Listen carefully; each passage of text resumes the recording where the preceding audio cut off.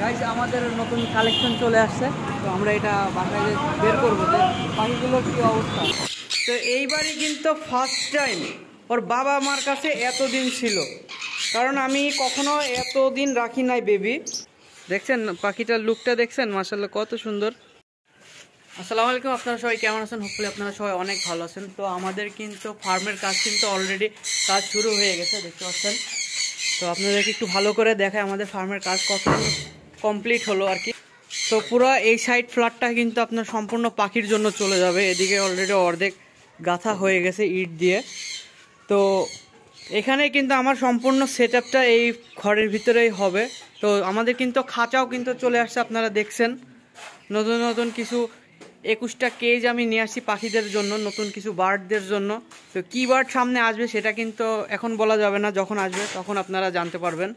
আমার পেয়ারাটা গেরে পেয়ার দেখছেন, কালারটাও কিন্তু অনেক উজ্জ্বল হয়ে যাচ্ছে। তো যত দিন যাবে ততই কিন্তু ওরা সুন্দর, বেশি সুন্দর হতে থাকবে। কারণ যখন পাখি সুন্দর ব্রিডিং প্রোগ্রেসের জন্য রেডি হয় তখন কিন্তু পাখি দেখতে অনেক সুন্দর হয়। বাবা আগে কিন্তু কামড় দিত না, এখন কিন্তু অনেক অ্যাগ্রেসিভ হচ্ছে আস্তে আস্তে। তো ওরা কিন্তু বাইট করা শিখে যাচ্ছে। আর এটা হচ্ছে আমার সেই পা ভাঙা পাখিটা, দেখছেন ফিমেলটার কিন্তু ডিম অলরেডি লোডেড হয়ে গেছে আর প্রচুর অ্যাগ্রেসিভ, একদম পুরো ভেন্ট কিন্তু ফুলে গেছে। হয়তো রিসেন্ট ডিম দিয়ে দেবে, খুব দ্রুতই ডিম দিয়ে দেবে পাখি, এই পাখি দুইটা। মাশাআল্লাহ দেখছেন কত সুন্দর। আর এই যে আমাদের পা ভাঙা পাখি এইটা, তো এটা কিন্তু পাটা ভেঙে গেছিলো, এই পাখিটা পা ভেঙে গেছিলো। আর ফিমেলটা তাহলে ডিম লোডেড হয়ে গেছে। দেখি তো ওর বক্সটা একটু চেক দিতে হবে কী অবস্থা বক্সের ভিতরে। মাশাআল্লাহ নেক্সটিংও কিন্তু মোটামুটি অনেক সুন্দর করছে। তো দেখা যাক কবে ডিম দেয়, হয়তো 2-1 মধ্যেই ডিম দিয়ে দিবে। আর আমাদের এই যে এখানে দুইটা বেবি আমরা দেখছিলাম, তো এইবারই কিন্তু ফার্স্ট টাইম ওর বাবা মার কাছে এতদিন ছিল, কারণ আমি কখনো এতদিন রাখি নাই বেবি। সর্বোচ্চ 3 থেকে 4 দিন থাকে ওর প্যারেন্টসের কাছে। তো এবার কিন্তু অলরেডি 10-15 দিন হয়ে গেছে।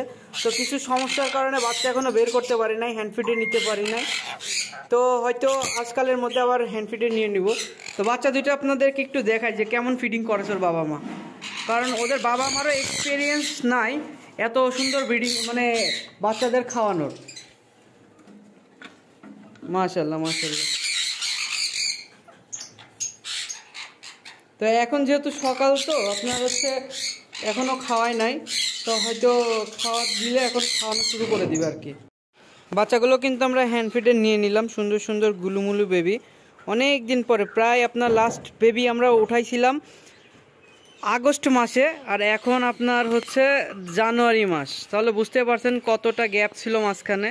আর এই গ্যাপের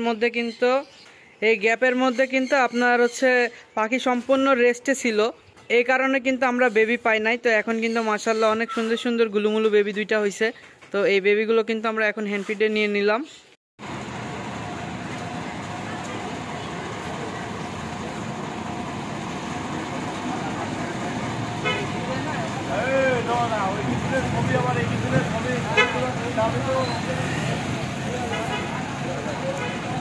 গাইস আমাদের নতুন কালেকশন চলে আসছে, তো আমরা এটা বাসায় বের করবো যে পাখিগুলোর কী অবস্থা।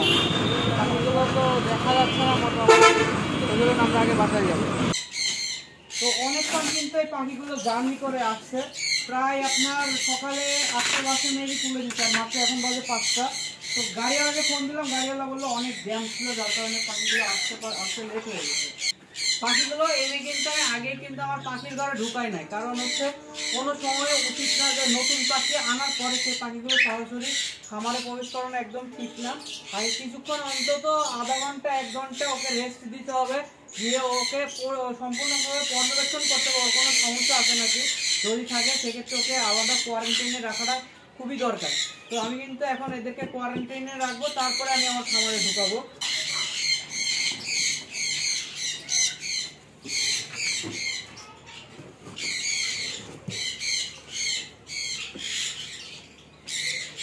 তো পাখিগুলো মাশাআল্লাহ অনেক মানে বডি ফিটনেস অনেক ভালো আছে। তো এগুলো কিন্তু আমি ধরে রাখতে পারতেছি না, অনেক অ্যাগ্রেসিভ।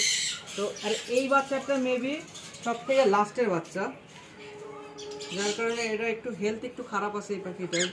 মানে তারপরেও মানে পাখি সুস্থ আছে, পাখি সুস্থ আছে। তো বডিটা একটু শুকনা, তো এটা খাওয়া দাওয়া করলে ঠিকমতো খাওয়া দাওয়া করলে ঠিক হয়ে যাবে। দেখি ক্যামেরাটা আমার কাছে দাও। তো গাইজ এই যে হচ্ছে আমার নিউ কিছু রিং নেক পেয়ার আসলো। তো এখানে হচ্ছে একটা মেল আর দুইটা হচ্ছে ফিমেল। তো আমার কাছে মানে 6টা মেল আছে, একটা ফিমেল আছে। তো মাশাআল্লাহ এগুলো পেয়ার দিলে অনেক ভালো হয়ে যাবে। ডিএনএ কার্ডটা একটু চেক দিতে হবে, কারণ ডিএনএ কার্ডও ভাই পাঠাই দিতে। তো দেখি কি অবস্থা কার্ডে। এমজিএম এভিএন 11 থেকে ডিএনএ করা। তো যেটা ভাই বলছিল যে একটা মেল আছে, দুইটা ফিমেল আছে। তো কিন্তু জিনিসটা কিন্তু সত্যি, আপনার দুইটা ফিমেল একটা মেল, আর আমার ফিমেলই দরকার ছিল। তো সবাই দোয়া করবেন আমার পাখিগুলোর জন্য। আর আমার যেহেতু খামারটাও বড় হচ্ছে আপনারা দেখলেন, তো সামনে কিন্তু আরও অনেক ধরনের পাখি আসবে, নিউ বার্ড আসবে। তো আমাদের সাথে যুক্ত থাকবেন। তো দেখা হবে নেক্সট ভিডিওতে। আল্লাহ হাফেজ গাইস, আসসালামু আলাইকুম।